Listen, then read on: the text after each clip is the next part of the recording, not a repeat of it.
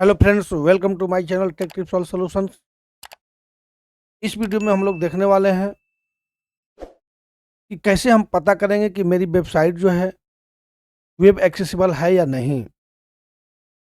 Web tool क्या होता है वो हम देखने वाले हैं। वेब टूल क्या होता है, लाइट हाउस क्या होता है, लाइट हाउस से हम स्कोर कैसे कैलकुलेट करते हैं, आखिर इसकी अहमियत क्या है, इसकी ज़रूरत क्यों होती है। प्रैक्टिकली ये सब चीज़ें हम लोग रिएक्ट के प्रोजेक्ट में देखने वाले हैं। ये रिएक्ट जस्ट की प्रोजेक्ट है हमारा। यहाँ पे हमने पूरा सेटअप कर रखा है। पहले हम वेब एक्सेसिबल चेक करने के लिए जो फर्स्ट प्रोसेस होता है हम हमारा, यहाँ पर मैं बता देता हूँ आपको। टाइपिंग चेक करना होता है। अब टाइपिंग में कहीं एंटर की का यूज होता है, स्पेस बार जो कीबोर्ड का की है उसका यूज होता है, एरो की जो होता है, ये सभी हमारे की काम करते हैं। यहाँ पे मैं आपको एक एग्जांपल के थ्रू दिखा देना चाहूँगा। यहाँ पर आप देखिए, press tab focus move to next element. जब टैब प्रेस हम क्यों करते हैं, वन एलिमेंट से जब दूसरे एलिमेंट पे हम एक्सेस करना चाहते हैं, पहुंचना चाहते हैं। अब इसी का उल्टा, अगर आप नेक्स्ट से प्रीवियस में आना चाहते हैं तो शिफ्ट प्लस टैब का यूज करेंगे। कोई बटन या लिंक है, वो एक्टिव बटन या लिंक होगा, वहां पे एंटर हम दबाएंगे। कोई चेक बॉक्स है, चेक बॉक्स है, रेडियो बटन है, यहाँ पर चेक बॉक्स है, उसको अनचेक करना है या चेक करना है, उसके लिए स्पेस बार का यूज करेंगे। रेडियो बटन है, ओनली वर्क्स की left right up down to select deselect. Radio button जो ग्रुप होते हैं रेडियो बटन सेलेक्ट का, उसमें हम एरो की का यूज करके उसको सिलेक्ट और डिसलेक्ट कर सकते हैं। कीबब जो मेनू टाइप का आइकन्स होता है उसके लिए हम सेलेक्ट करने के लिए किसका यूज करेंगे, एरो की का ही। सेलेक्ट बॉक्स ड्रॉप डाउन में जो जैसे हम सिटी चूज करना चाहते हैं तो वहाँ पे एरो की का, एरो अप और डाउन का यूज करेंगे हम। अब यहाँ पर हम चलते हैं कि पहले चेक करेंगे हमारी वेबसाइट वेब एक्सेसिबल है कि नहीं। तो कभी भी आपको टाइपिंग का चेक करने से पहले आपका एनवीडीए स्टार्ट रहनी चाहिए। एनवीडीए आपका स्टार्ट होना चाहिए, ठीक है। एनवीडीए स्टार्ट हो गया, मैं यहाँ पे बंद कर देता हूँ And आपको बताने के लिए। welcome to a अब team of साउंड आने 5 लगेगा to एनवीडीए का। NVDA तो आपको ये ध्यान देना notification होगा, कभी भी Chevron. टाइपिंग आप चेक करेंगे तो एनवीडीए NVDA. आपका स्टार्ट रहना चाहिए, ठीक ना। मैं इस यहाँ पे एग्जिट कर जाता हूँ। Exit and to X. Okay. NVDA जब स्टार्ट रहेगा, जहाँ पर भी आपका फोकस जाएगा वो उस टेक्स्ट को रीड करेगा, ठीक। तो पहले हम एक एक करके चेक कर लेते हैं। इसका जो अप्रोच होता है टॉप टू बटम होता है, लेफ्ट टू राइट होता है। टाइपिंग हम चेक करेंगे, लोगों पर गए, अब यहाँ से कहाँ पर जाएगा, राइट में जाएगा। लेफ्ट में अभी तो राइट में जाएगा। होम पर गया, नेविगेशन, अबाउट, सर्विसेज। टाइपिंग हम चेक करते जा रहे हैं। प्रॉपर की काम करना चाहिए। गेट स्टार्टेड बटन पर गया, अब राइट में एलिमेंट कोई नहीं है तो कहाँ आना चाहिए, नीचे, टॉप से बॉटम। ये देखिए, लर्न मोर पे आ गया। फिर हम चले नेक्स्ट, टेक्स्ट फिर एरिया पर आ गया। यहाँ पे देखिए बटन पर गए, एक एक करके हम चेक करते जाएंगे। अब एक चीज आपको ये ध्यान देना होगा कि जहां पर भी हमारा फोकस जा रहा है वहां पे आउटलाइन बनना जरूरी है, होता है। आउटलाइन बनना चाहिए। अगर आउटलाइन नहीं बन रहा है तो WCAG कंप्लायंस के अकॉर्डिंग आप गलत कर रहे हो। आउटलाइन बनाना ही पड़ेगा आपको, आउटलाइन देना होगा, ठीक। यहाँ पे गए, अब सब्सक्राइब बटन पे अब देख सकते हैं आउटलाइन नहीं दिखा। यहीं पे यहाँ पे ये देख सकते हैं बुस्टैप मेड है, यहाँ पे दिख रहा है। तो पहले हम चलते हैं कि रिएक्ट में इसका हम कैसे आउटलाइन देंगे। आउटलाइन हम आपको बता देना चाहते हैं। आपने देखा था कि यहाँ पे आउटलाइन नहीं दिखा था, आउटलाइन देना चाहते हैं। इसका कोड हम ले लेंगे, ये कंट्रोल C, चेक करें कहाँ पे ये है। अब मजे की चीज़ ये है कि एक चीज़ हम बताना चाहते हैं आपसे। आपने हॉवर का नाम सुना होगा, फोकस का भी नाम सुना होगा। लेकिन जो कीबोर्ड का हम यूज करके किसी एलिमेंट पे एक्सेस कर रहे हैं और वहां पे आउटलाइन बनाना चाह रहे हैं, तो वहां पे के लिए होता है फोकस विजिबल। एक चीज ये ध्यान दीजिएगा, फोकस और फोकस विजिबल में हम अंतर बता देना चाहते हैं। जब माउस से आप यहाँ पे फोकस ले जाएंगे तो इसके लिए फोकस का यूज करेंगे। जब कीबोर्ड से आप जा रहे हैं, ठीक, तो उसके लिए क्या यूज करेंगे आप? फोकस विजिबल का। अब फोकस विजिबल में जो भी लिखेंगे प्रॉपर्टी, वो कीबोर्ड के प्रेस पर दिखेगा। जिसे हम आउटलाइन देना चाहते हैं, आउटलाइन 2 पिक्सल डॉटेड वाइट दे दिया मैंने। अब इसको रन करा करके आपको दिखा देता हूँ।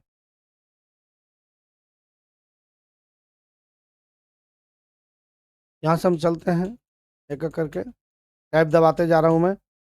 अब ये देखिए, सब्सक्राइब बटन का हम लोगों ने किया था, सब्सक्राइब पर जाएंगे, आउटलाइन बन गया। तो आउटलाइन कैसे बनाना है वो आपको समझ में आ गया होगा। किसका हमने यूज किया? फोकस विजिबल का। फोकस विजिबल, ये ध्यान दीजिएगा आप लोग, फोकस विजिबल, ठीक है। फोकस विजिबल का हमें यूज करना है। जब माउस के लिए हमें फोकस क्या करना है, तो कोलन फोकस होगा। जब कीबोर्ड से हमको फोकस लाना है और आउटलाइन दिखा रहे हैं, तो फोकस विजिबल होगा। एक पॉइंट ये आप ध्यान दीजिएगा। अब आपने ध्यान दिया होगा कि यहाँ से जब हम चलते हैं, शिफ्ट प्लस टैब दबा करके हम बैक जा रहे हैं, शिफ्ट प्लस टैब दबा करके बैक जा रहे हैं। अब नेक्स्ट में जाना है, one element to another element पे फॉरवर्ड में हमें जाना है। तो ये देख रहे हैं हम टैब का यूज कर रहे हैं, लेकिन आपने ध्यान दिया लर्न मोड पे आया, लेकिन इसको रीड नहीं किया, यहाँ पे हमारा फोकस नहीं गया। अगर इसको भी आप फोकसेबल बनाना चाहते हैं तो ये ध्यान दीजिएगा एक चीज, फोकसेबल एलिमेंट क्या होता है, नॉन फोकसेबल एलिमेंट क्या होता है। एचटीएमएल में जो भी वेब पेज बनता है एलिमेंट से बनते हैं। अब एलिमेंट से जब बनते हैं तो दो टाइप के हो जाते हैं, फोकसेबल एलिमेंट और नॉन फोकसेबल एलिमेंट। फोकसेबल एलिमेंट का मत मीन्स कि आपको फोकस बनाने की जरूरत नहीं है, ऑटोमेटिक वहां पे जब की प्रेस करेंगे हम टैब, वहां पे आउटलाइन बनता रहेगा, वहां पे जरूर जाएगा। लेकिन आपने देखा यहाँ पे नहीं गया। रीजन बिहाइंड कि ये जो लिखा गया है पी में लिखा गया, पैराग्राफ टैग का यूज किया गया, पैराग्राफ टैग का। ये जो लिखा गया है, ये किस में लिखा गया? H1 में लिखा गया है। तो फोकसेबल एलिमेंट में बता देना चाहूंगा, एंकर टैग होता है, बटन होता है, ठीक, ये सब फोकसेबल एलिमेंट होते हैं। ये बटन देख लो, वहां एंकर टैग में बना था ये बटन, ये फोकसेबल एलिमेंट होते हैं। तो फोकसेबल एलिमेंट हमारा क्या क्या होता है? बटन हो गया, एंकर टैग हो गया, टेक्स्ट फील्ड हो गया, टेक्स्ट एरिया हो गया, सेलेक्ट बॉक्स होता है, फॉर्म से रिलेटेड जितने भी फील्ड होते हैं, चेक बॉक्स हो गया, रेडियो बटन हो गया, ये सभी हमारे क्या होते हैं? फोकसेबल एलिमेंट्स होते हैं। लेकिन जो ही हम पैराग्राफ में लिखते हैं कोई चीज, पी में, H1 में, डिव में, बी में, स्पैन में, लेवल में, तो नॉन फोकसेबल एलिमेंट कहलाता है। अब रही बात कि हमें इसको रीड कराना है, ये इंपॉर्टेंट चीज है। एक चीज ये ध्यान देना जरूरी है आपको कि जहां भी आपका फोकस जा रहा है, वहीं पे उसी टेक्स्ट को जो हमारा स्क्रीन रीडर है एनवीडीए, वो रीड करेगा और आपको सुनाई देगा ब्लाइंड पर्सन को। अब इंपॉर्टेंट चीज ये है, डिस्क्रिप्शन कुछ चीजों का है, ये सुनाना जरूरी है, क्लाइंट को बताना जरूरी है। लेकिन यहाँ तो हमारा टाइप जा ही नहीं रहा है। अब टाइपिंग के लिए हम कैसे इसको फोकसेबल बनाएंगे? तो किसी भी नॉन फोकसेबल एलिमेंट को फोकसेबल बनाने के लिए वहां पे हमें किस चीज का यूज करना होता है? Type index equal to 0। इसको हम सर्च कर लेते हैं, कहाँ पे है, सर्च कर लेते हैं इसमें। ये देखिए, ये आया। यहाँ पे हम टाइप इंडेक्स इक्वल टू 0 का यूज करेंगे। टाइप इंडेक्स इक्वल टू, ये रिएक्ट में इस टाइप से होता है, टाइप आई कैपिटल होगा, index equal to 0, equal to क्या होगा? 0 हो जाएगा। ये फोकसेबल बन गया। ये लिखने का तरीका ये देख लीजिएगा, टाइप लिखेंगे आई कैपिटल में होगा, टाइप इंडेक्स इक्वल टू 0। अब हम ये जो H1 है, H1 पर भी ले जाना चाहते हैं कि हमारा फोकस जाए वहाँ पे, तो फोकसेबल बनाने के लिए क्या लिखना होगा हमें, टाइप इंडेक्स इक्वल टू 0। इसको भी अगर करना चाहते हैं आप, इसको भी रीड करना चाहते हैं, टाइप इंडेक्स इक्वल टू 0 करा दीजिए। इमेज पर भी फोकस जाए हमारा, यहाँ पे ये आप कर दीजिए टाइप इंडेक्स इक्वल टू 0। ठीक, तो नॉन फोकसेबल एलिमेंट को फोकसेबल बनाने के लिए हम किसका यूज करेंगे, टाइप इंडेक्स इक्वल टू 0। ये देखिए जा रहा है, सब जगह पे जा रहा है, यहाँ पे भी गया। क्लियर हुआ आप? तो हम लोगों ने क्या क्या देखा, एक तो देखा हमने focus, FOCUS focus, focus VS, focus visible.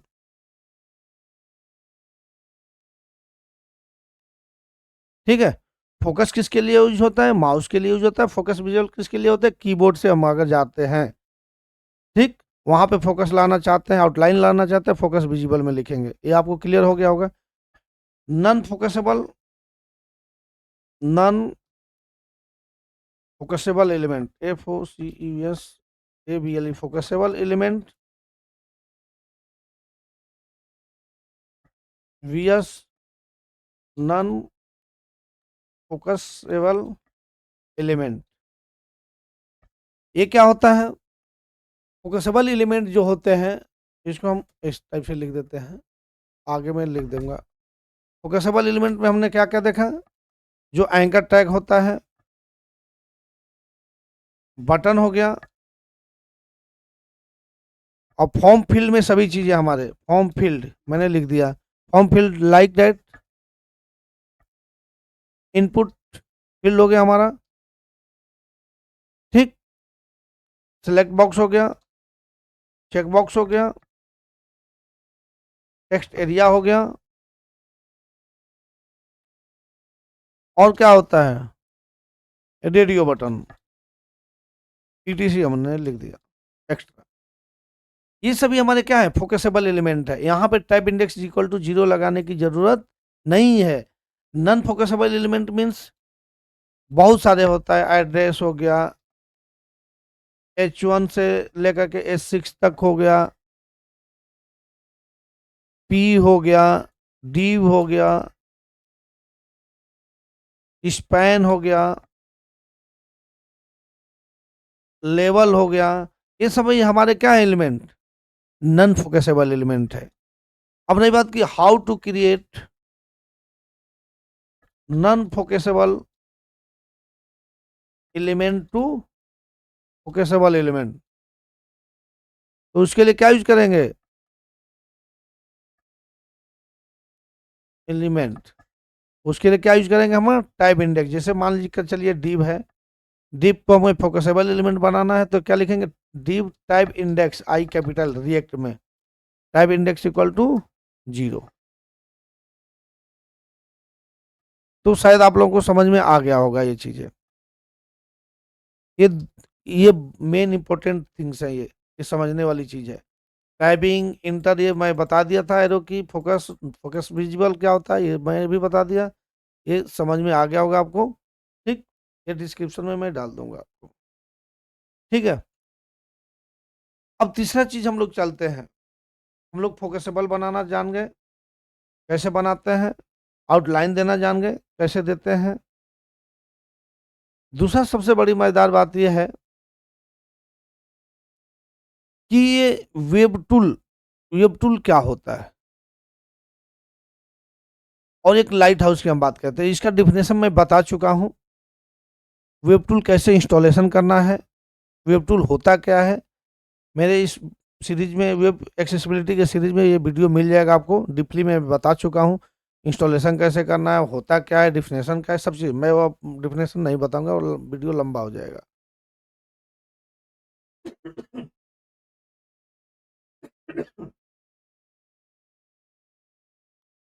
Sorry. तो यहाँ पे कभी भी आप वेब टूल का जब यूज करेंगे, तो वेब टूल जो होता है ना, ये ब्राउजर पे यहाँ पे राइट साइड में मिलेगा, जहाँ पे माउस है, W लिखा होगा, यहाँ पे क्लिक करना है आपको। अब क्लिक करना है, तो इसमें आप देख सकते हैं ये इशूज क्या क्या दे रहा है। वेब एक्सेसिबिलिटी से रिलेटेड इशू दे रहा है, इसको रिजॉल्व करना जरूरी होता है। अगर रिजॉल्व नहीं करते हैं, किसी थर्ड पार्टी क्लाइंट का आप काम कर रहे हैं, फॉरेनर का, अमेरिकन हो, या जहाँ जहाँ भी ये रूल रेगुलेशन अप्लाई करना जरूरी होता है, बहुत सारे देशों में अप्लाई करना जरूरी हो गया है। आपकी जो भी वेबसाइट है वो वेब एक्सेसिबल होना जरूरी है। तो ये चेक कर लेता है लोग, चेक करके आपके यहाँ इशूज फॉरवर्ड कर देगा कि आप बोल रहे हैं कि वेब एक्सेसिबल है हमारी वेबसाइट, लेकिन ये तो बहुत सारे एरर आ रहे हैं, वेब एक्सेसिबल है कहाँ से। दूसरी चीज की लाइट हाउस का स्कोर वो चेक कर लेते हैं तुरंत। अब ये चेक कैसे किया जाता है, मैनुअली चेक किया जाता है, यूजर फीडबैक के द्वारा, ये सब चीजें मैं बता चुका हूँ टेस्टिंग। ये जब वेब एक्सेसिबिलिटी के मेरे सीरीज में टोटली चीज बता चुका हूँ क्यों किया जाता है।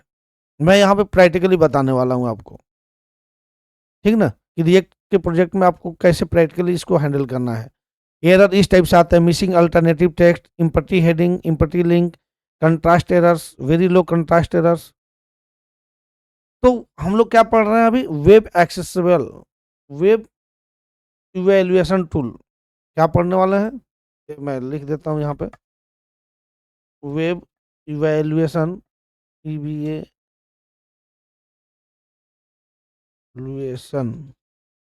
टूल, ठीक है। दूसरा चीज हम लोग क्या पढ़ने वाले? Light house. क्लियर हुआ? तो वेब इवेल्युएशन टूल के लिए हमको क्या करना होगा? क्लिक करना होगा यहाँ पे। फर्स्ट वाला हम इशू रिजॉल्व करते हैं, मिसिंग अल्टरनेटिव टेक्स्ट। आपको ये जो कोड दिख रहा है ना यहाँ पे नीचे में, हम जूम थोड़ा सा करने की कोशिश करेंगे, इसको मैं जूम करके दिखाता हूँ। ये देखिए यहाँ पे कोड दिख रहा है नीचे में। अब इस पे आप क्लिक कर दो, क्योंकि प्रोजेक्ट बहुत लंबा होता है, हजारों लाइन की कोडिंग होती है, तो वहाँ पे आप कैसे एक्सेस करोगे? तो आपको आप क्या करना है, यहाँ पे क्लिक करना है। यही आप यहाँ पे क्लिक करेंगे तो आपको ये कोड दे देगा, देख रहे हैं। आप इसमें से कोई यूनिक चीज उठा लो, जिससे मान के चलिए इमेज डिस्क्रिप्शन मैंने लिखा है यहाँ पे, ये है, इससे भी नहीं पता चलेगा आपको। आपको शायद यहाँ से उठा सकते हो और इसके ऊपर में जाकर के देख सकते हो, यहाँ से उठा सकते हो, नहीं तो मैं यहीं ले लेता हूँ और यहाँ से कंट्रोल सी कर लूँगा। फाइंड करने के तरीका बता रहा हूँ मैं, कंट्रोल एफ कंट्रोल भी कर दिया, मुझे मालूम है कि यहाँ पे है, लेकिन आपको फाइंड करने के तरीका बता रहा हूँ। और यहाँ पे हम चले जाएंगे, इमेज डिस्क्रिप्शन मिला। यहाँ पे क्या बोला था? Alt tag, alt missing alternative text, मतलब क्या? इमेज का जो प्रॉपर्टी होता है, अल्ट नाम से एट्रीब्यूट्स होता है, उसको देना जरूरी है। रीजन बिहाइंड क्यों देना जरूरी है? रिफ्रेश करता हूं मैं।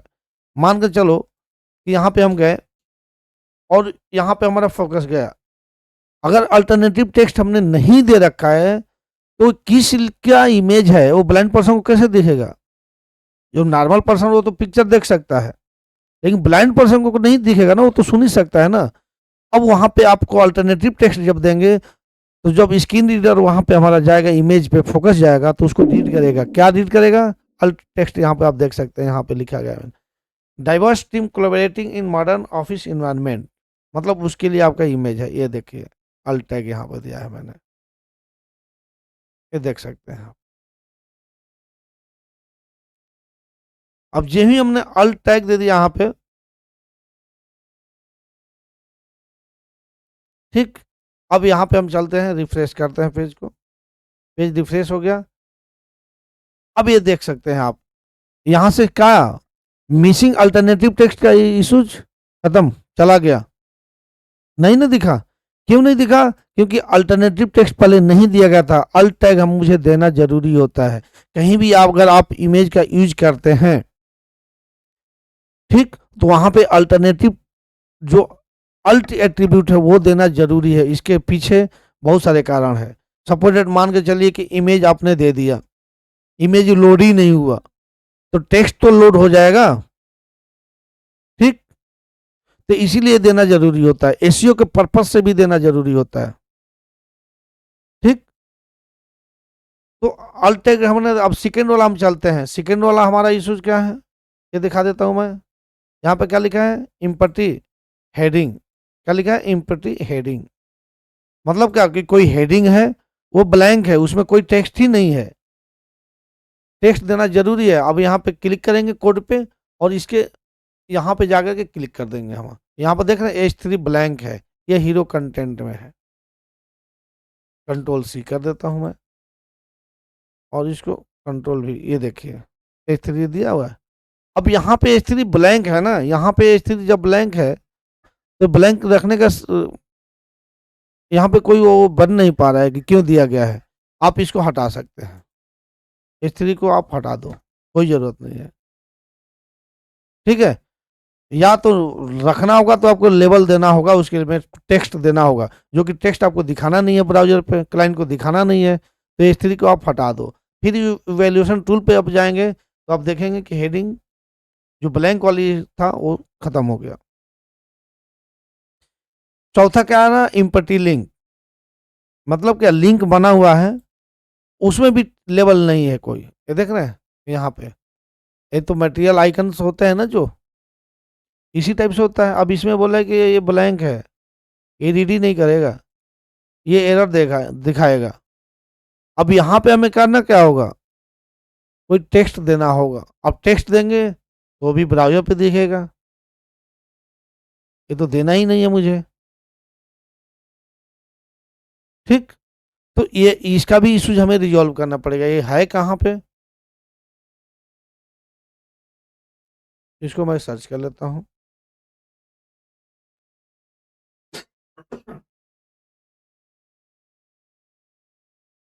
ये देखिए ये HREF में दिया हुआ है।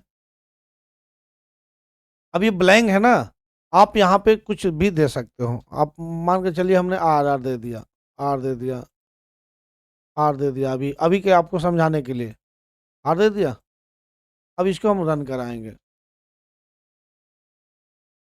सोशल लिंक्स में ये देख रहे हैं आर आर आ गया ना, ये तो आर आना चाहिए। मैं जूम कर देता हूँ, ये देख सकते हो आप, आर आ रहा है ना, आर आर दिया था मैंने। इशू तो रिजॉल्व हो गया होगा आपको, लेकिन आर आ रहा है, ये ध्यान दीजिएगा। इशू रिजॉल्व हो गया होगा, इशू रिजॉल्व हो चुका है, समझ गए। तो जो एरर देता है उसको रिजॉल्व हमें करना जरूरी होता है। एरर रिजॉल्व करना हो जरूरी होता है, और कंट्रास्ट एरर, और इसके में ये 10 जो भी दे रहा है इसमें कोई आपको टेंशन नहीं है, इसको आपको रिजॉल्व करने की जरूरत नहीं होती है। ठीक है, अब इसको हमें रिजॉल्व करने की जरूरत है। आर दिख रहा है, आर तो दिखना नहीं चाहिए। आपको सिंपल सा करना क्या है कि आपको एक, मान के चलिए कि स्पैन हमने ले लिया, स्पैन, और इसमें हमने क्या कर दिया, आर लिख दिया, जो भी लिखना है। और एक CSS का क्लास बना लेते हैं, क्लास नेम फॉन्ट साइज 0, इसका क्लास नाम ले लिया, और इसको सभी जगह कॉपी पेस्ट कर देंगे।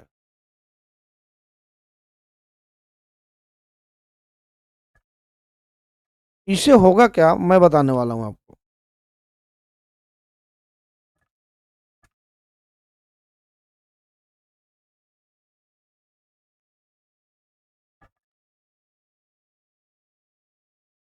ठीक है, ये मैंने दे दिया।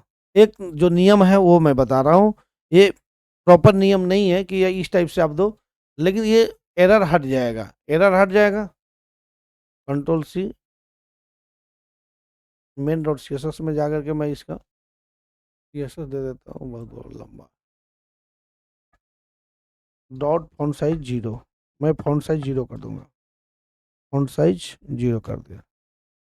अब विजिबिलिटी हिडन नहीं किया मैंने, क्योंकि स्पेस ले लेगा वो। आप देख सकते हैं यहाँ से आर हट गया, आर नहीं आ रहा है ना, जूम कर देता हूँ मैं, आर नहीं आ रहा है, रिजॉल्व हो गया इशू मेरा। वेब इवैल्यूएशन टूल पे जाएंगे, 0 आ रहा है, क्लियर हुआ ये। लेकिन ये बेटर प्रैक्टिस नहीं है, फिर से मैं बता देना चाहूँगा आप। अब NVDA स्टार्ट करके मैं ये बोल क्या रहा है ये मुझे देखना है, उसके अकॉर्डिंग हम एक प्लान बनाएंगे। NVDA टूल स्टार्ट किया मैंने, साउंड शायद Note नहीं आप लोगों welcome का आएगा। contact us. मैं Closed react text and note us save loots. Volumes 69. Volume you run it taskbar. ठीक ना, To note of NVDA to compare tools menu view speech reactor NVDA speak reactor यहाँ से Send focus चला मेरा content info social landmark icon का plus check 1 करना है कि हो क्या रहा है, यहाँ पे बोल 5500 क्या रहा Chrome है। legacy कैसे window. ब्लाइंड पर्सन को समझ में आएगा कि ये ट्विटर का आइकन है, ये फेसबुक का आइकन है, ये लिंक्डइन का आइकन है, तो हमें एक मैसेज देना Or होगा। visited same page link. Visited same page link, or visited same page link, Subscribe or फिर visit गए हम, subscribe to our newsletter or फिर हम गए visited or same visited page same page link. Link, Or visited पता तो नहीं same चलना page है link. कि आखिर ये इसका काम क्या है इस बटन का। View main dot alert button का no काम results देने के लिए found आपको for करना hero क्या होगा, content. One result in env enter यहाँ पे close काम कर closes सकते the हैं win हम, at footer वीडियो dot को jet पहले से notific रिकॉर्ड कर notif लेते utsu हैं, tools don't क्लिक exit कर लेते हैं। real okay foot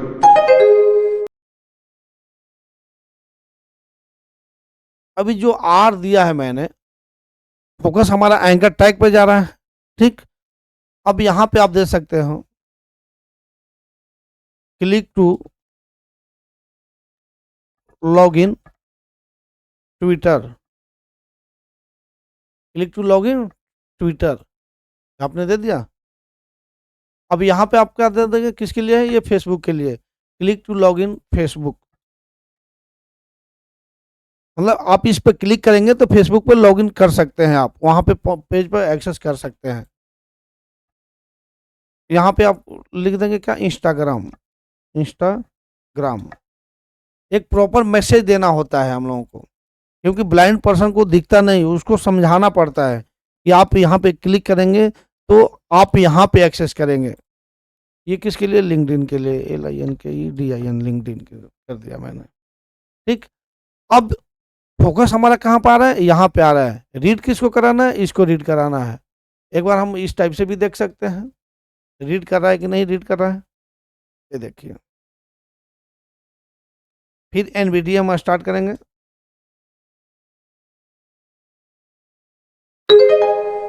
Nova and NVDA start कर लिया। X2 act no over NV revert to help menu tools. Tools, Speech viewer, speech viewer, reactor, Google your यहाँ कर message सकते edit हैं। multi-line send message button, content info click to log in Twitter visited same page link. क्या लिखा, log in, click to log in Twitter visited same page link, लिख दिया। Click to log in Twitter दिख नहीं रहा है यहाँ पे, ठीक, लेकिन उसको एक मैसेज दे दिया गया। फिर यहाँ पे Click to चलते log हैं, in Facebook visited click to same log in page Facebook link. लिखा, Click to log in Instagram visited same page link. आप यहाँ पे देख सकते हैं। Click to log in Instagram. Click to log in LinkedIn. Subscribe privacy. Click to log in LinkedIn visited आपको ये समझ में आ गया होगा कि इस टाइप से अगर आइकन रहेगा हमारा, closes NVD. तो हमें इस टाइप से एक मैसेज देना होगा, उसकी फॉन्ट साइज को हम जीरो कर देंगे। दिखाना नहीं है मुझे, एक लेबल तो चाहिए, ब्लैंक नहीं होना चाहिए। Visual Studio less ये तो आइकन हो गया। selected. Space selected. Label means कि C टेक्स्ट नहीं, selected. तो हमें L टेक्स्ट less देना होगा, उसकी font less S size. selected. NL closes the footer dot running app note one drop what's set NV exit egg micro okay foot.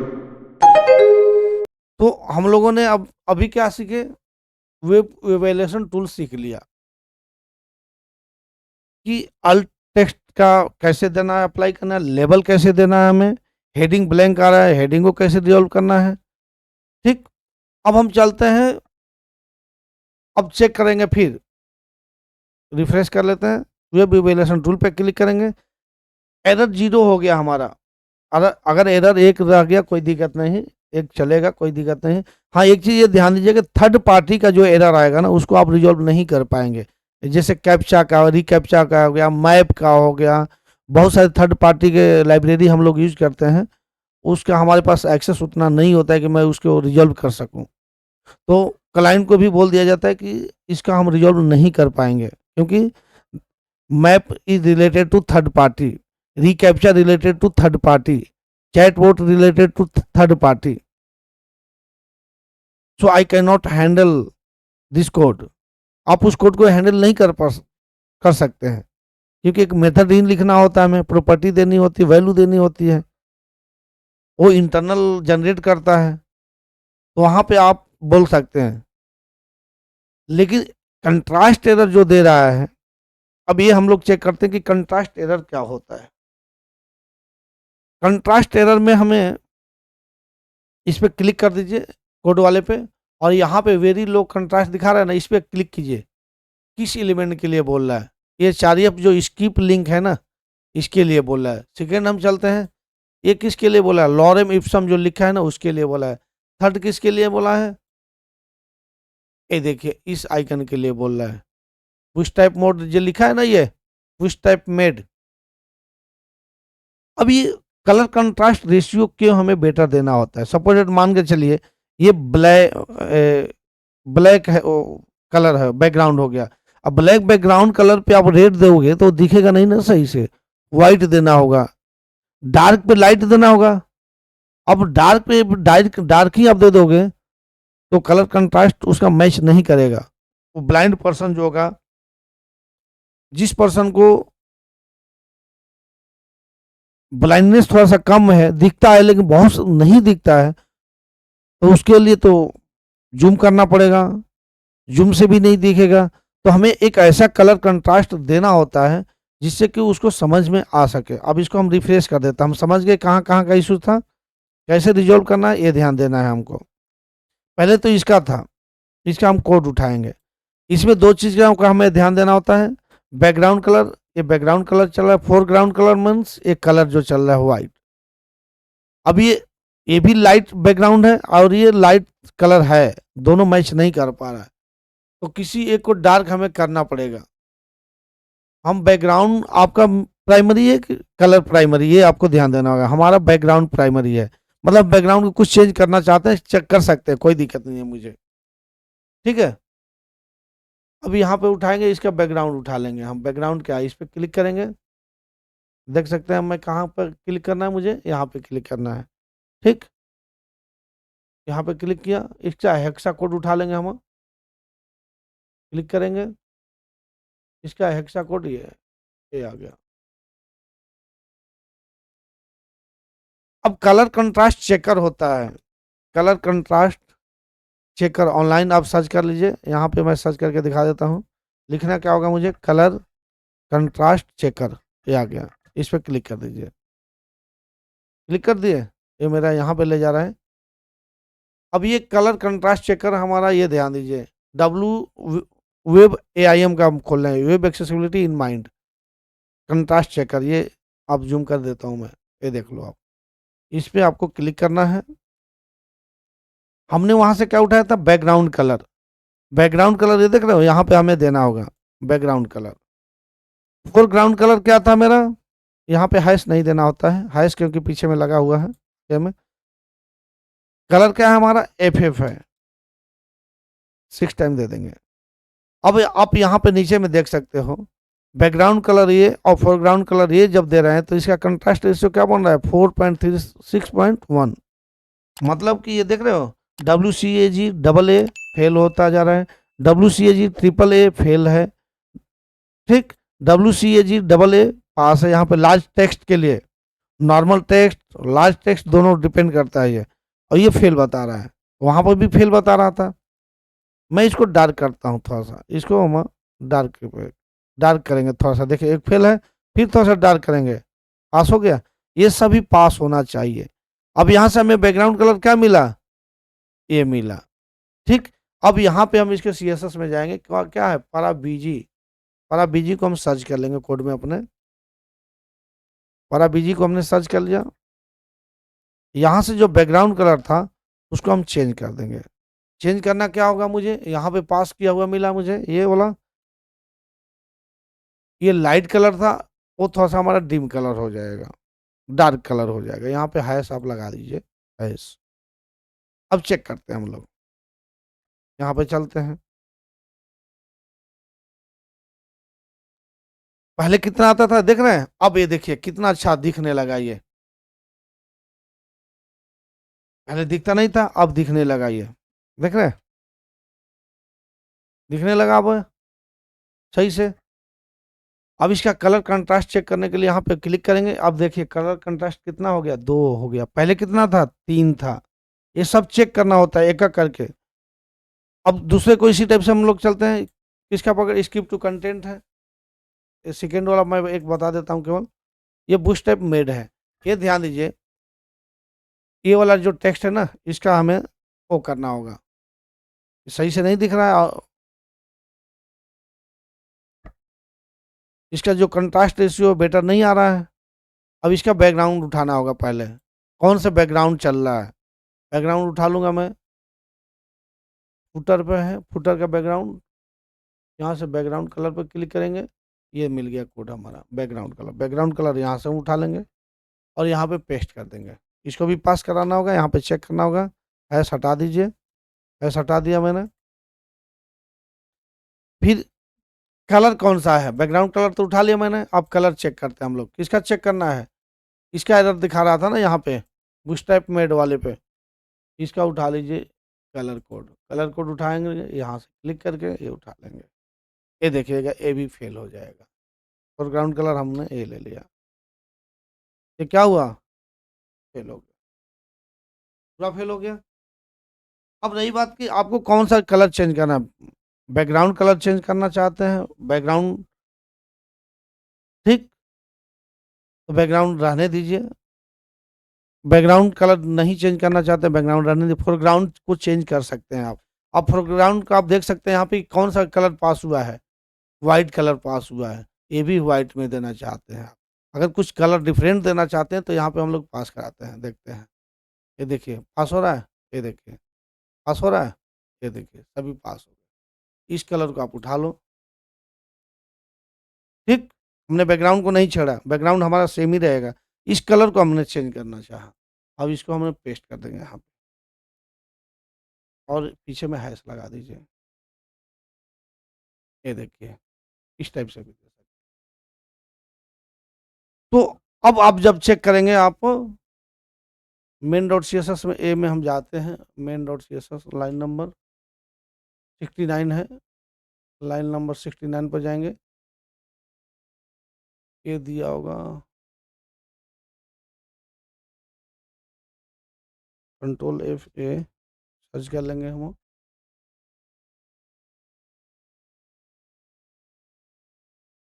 कौन से file में दिखा रहा है ये, main dot C S S, ये कौन सा है हमारा main dot C S S है। छोड़िए इसको हम ओवरराइट कर देता हूँ।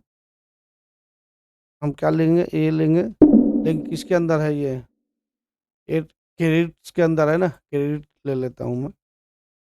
क्रेडिट के जो चिल्ड्रेन ए है उसका जो कलर होना चाहिए, कलर होना चाहिए ये वाला कलर हम उठा लेंगे। यहाँ पे जो हमने पास कराया था, कौन सा पास हुआ था कलर, ये वाला उठा लीजिए, कोई बात नहीं। यहाँ पे आकर के एस भी कर दीजिए, कंट्रोल एस कर दीजिए और फिर से रिफ्रेश कीजिए। पहले 3 था, 3 से 2 हुआ, अब 2 से अब 1 हो जाएगा, ध्यान दीजिएगा यहाँ पे 1। तो हमने क्या क्या बता दिया आपको, एक आप रिजॉल्व कर लेना, वेब इवैल्यूएशन टूल बता दिया। वेब इवैल्यूएशन टूल क्या होता है, वेब इवैल्यूएशन टूल एरर को फाइंड करने के लिए होता है कि कितने एरर हैं हमारे, हम एचटीएमएल जो लिखे हैं कितने ब्लैंक है, कितने रिपीटेड है, कितने आईडी हमारे मल्टीपल पड़े हुए हैं, डुप्लीकेट पड़े हुए हैं, ये सब चीज़ ये बता देता है। लाइट हाउस, अब हम चलते हैं लाइट हाउस क्या होता है। तो वेब इवैल्यूएशन टूल में हमको क्या क्या देखना होता है, एरर देखना होता है एंड कलर कंट्रास्ट चेक करना होता है। बस 2 चीज़ ही आपको ध्यान देना होता है, कलर कंट्रास्ट। क्या क्या चेक करना होता है हमें, फिर से मैं जूम कर देता हूँ उसको, ये देखिए एरर का ध्यान रखना होता है और किसका ध्यान रखना होता है, कंट्रास्ट एरर का होता है। 2 चीज़ों का ध्यान रखना होता है। ये इसकी कोई ज़रूरत नहीं है, इसको इससे आपको कोई लेना देना नहीं है। बस आपका ध्यान कहाँ होना चाहिए, एरर पे होना चाहिए और कंट्रास्ट एरर पे होना चाहिए, ये रिजॉल्व होना चाहिए, ठीक है। अब हम चलते हैं लाइट हाउस पे। लाइट हाउस कैसे टेस्ट किया जाता है, ये सब इंटरव्यू में पूछा जाता है, ये आपको ध्यान में रखना होगा। यहाँ पर लाइट हाउस क्या मिलेगा, क्रोम ब्राउजर का, क्रोम ब्राउजर पर जाएंगे तो बिहेवियर होता है, लाइट हाउस मिल जाएगा आपको। यहाँ पे जूम कर देता हूँ मैं थोड़ा सा, ये लाइट हाउस देख रहे हैं, LIGHTHOUSE, लाइट हाउस मिला। इस पर क्लिक करेंगे, हम क्लिक किया, यहाँ से आपको 3 मोड मिलेंगे हमारे। एक नेविगेशन, टाइम स्पैन, स्नैपशॉट। हमें क्या लेना है, नेविगेशन को सिलेक्ट करना है, यहाँ पे रेडियो बटन है, नेविगेशन को सिलेक्ट कर लेंगे। यहाँ पर डिवाइस है, हम डेस्कटॉप के लिए काम करें, डेस्कटॉप के लिए चूज करेंगे। यहाँ पे कैटेगरी में हमें क्या चेक करना है, एक्सेसिबिलिटी चेक करना है ना, हम एक्सेसिबिलिटी चेक कर रहे हैं ना, एक्सेसिबिलिटी केवल ओनली सेलेक्ट होना चाहिए। और यहाँ पे आप देख सकते हैं एनालाइज पेज लोड लिखा हुआ है बटन, क्या लिखा है बटन, एनालाइज पेज लोड, इस पर हम क्लिक कर देंगे। क्लिक कर देंगे, ये जनरेट होगा रिपोर्ट। अब ये रिपोर्ट जो जनरेट होगा 90 से अगर एबव आएगा, 90 या 90 से एबव, तो ये पास हो जाएगा, ये ग्रीन में बन जाएगा। देख रहे हैं, ये 90 से पास हो गया हमारा। अब इसके कंडीशन जो होते हैं चेक करना कैसे है ये बता दिया मैं। लाइट हाउस का जो स्कोर होना चाहिए, light house score greater than या इक्वल टू 90 होना चाहिए। क्लियर हुआ ये? लाइट हाउस का जो स्कोर होना चाहिए क्या होना चाहिए, ग्रेटर देन या इक्वल टू 90 होना चाहिए। ये ध्यान रखिएगा आप, ये मेन महत्वपूर्ण इंपॉर्टेंट थिंग्स है। तो शायद आप लोगों को ये समझ में आ गया होगा कि फोकस क्या होता है, फोकस विजुअल क्या होता है, लाइट हाउस कैसे चेक किया जाता है, वेब विजुलेशन टूल क्या होता है, ये मैंने रिएक्ट में बताने की कोशिश किया। एक दो पॉइंट और है यहाँ पे मैं बताऊंगा अगले वीडियो में, या इसी वीडियो में मैं ऐड करने की कोशिश करूंगा। बाईपास सेक्शन का भी ध्यान देना होता है। ये देखिए यहाँ से बाईपास आएगा, स्किप टू कंटेंट। अब ये बाईपास सेक्शन क्या होता है, ये कहता है कि आप किसी भी पेज पे जाओगे तो बार बार आपको क्या मिलेगा, ये नेविगेशन लिंक मिलेगा। अब ब्लाइंड पर्सन सोच रहा है कि इस पे बार बार मुझे जाना पड़ रहा है, इसको हम बाईपास करना चाहते हैं, इसकी हमें कोई ज़रूरत नहीं है, ठीक ना। तो सिंपल में वो क्या कर सकता है, यहाँ पे स्किप टू कंटेंट का जब हम यूज करेंगे और एंटर करेंगे तो यहाँ पे डायरेक्ट आ जाएंगे, और ये क्या हुआ, ये बाईपास कर गया। ठीक है, तो आज के लिए इतना ही। नेक्स्ट वीडियो में हम लोग फिर मिलते हैं, आपको बताएंगे हम डिप्ले में और रिएक्ट क्या यूज करना बता दिया, इसी को व्यू में भी बताएंगे, एंगुलर में भी बताएंगे, HTML में मैं बता चुका हूँ। ठीक, अभी रिएक्ट में और एक दो चीज़ें हैं उसको भी बताऊंगा। अभी फॉर्म वैलिडेशन बताने वाला हूँ मैं, कि फॉर्म को वैलिडेट कैसे किया जाता है, ठीक ना। ये नेक्स्ट वीडियो में मैं बताऊंगा आपको। Thank you.